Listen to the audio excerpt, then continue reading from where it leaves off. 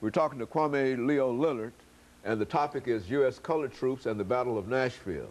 And of course, Brother Lillard, during this last segment, let's talk about the troops and the Battle of Nashville. And I think you've already indicated how significant Nashville was. But let's get into a discussion about the battle itself. Okay. The battle occurred on two major days, December 15th, December 16th, 1864. Now, the war had been going on for 3 years at that point, 3 years.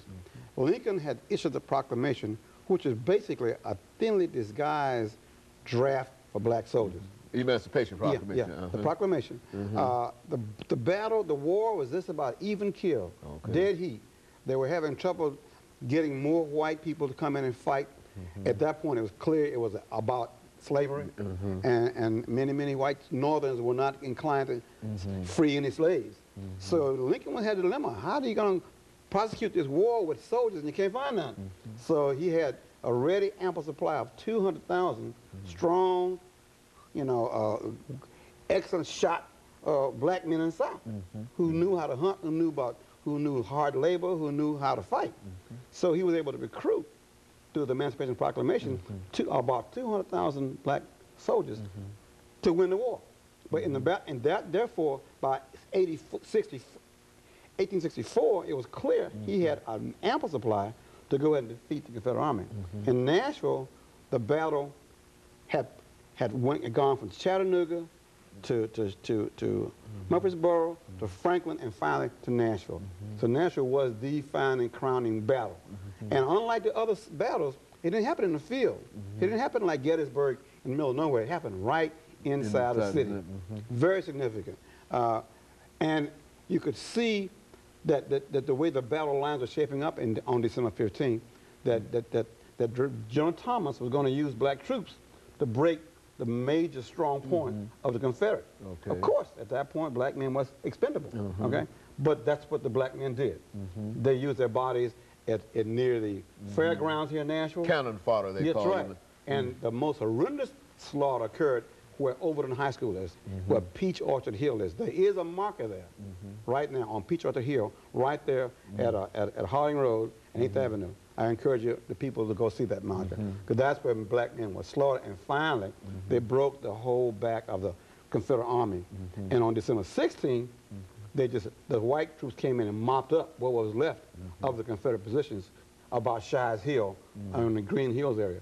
At that point, the Confederate Army ran down Franklin with black troops pursuing them. And they finally, that army was disbanded in January, a few months later. And of course, we all know in April by that time, once the Battle of Nashville was lost, Lee had no reinforcement in Virginia. So the two major battles were, at that point, Sherman had marched all the way through Georgia. There was no resistance left in there. The only fighting army was Confederate Army in Tennessee and a ragtag army in Virginia. Once the Tennessee army was defeated by the black soldiers, then Lee had to surrender. Nashville, on December 15th and 16th, was the breaking point. And we were the major reason with our blood that we broke the Confederate Army in Nashville on December 16th and 17th. And we lost more black soldiers died than died on either side of the Union or Confederate White Army. In other words, we suffered more casualties in 3 regiments than the entire 4-day battle had on either side of the Union or Confederate Army. You know, a lot of folks don't seem to understand how very significant, excuse me, African-American participation was in this war. Speak to that again. Well, it's something that until Clinton came into office, it was never recognized. When Lincoln was killed and they had the celebration of the victory of the Union Army in Washington, D.C., they did not invite a single regiment to parade down Pennsylvania Avenue. So it took from 1865 to Clinton was in office to recognize the black soldiers. That they had actually fought in the war. Exactly. They were a non-entity, Brother Hannah. They didn't exist. There were no medals. There were no movies.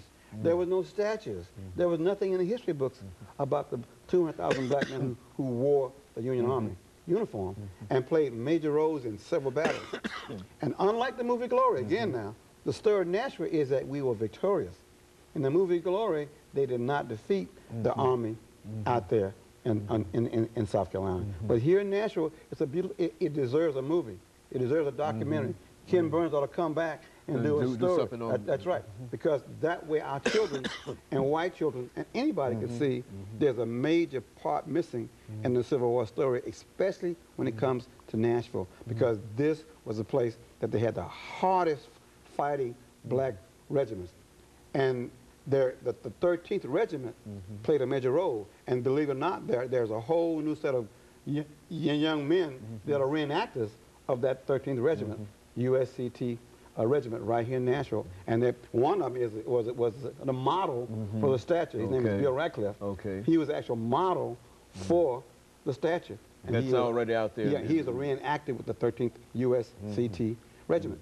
And we're so proud of what he's done in terms of recruiting people to to become reenactors. Because that way you can go to schools, you can go to churches, you can go to programs, you can see these men dressed in the old Civil War. They talk about the muskets, talk about what they ate, and how they endured hardships, but they still fought and won.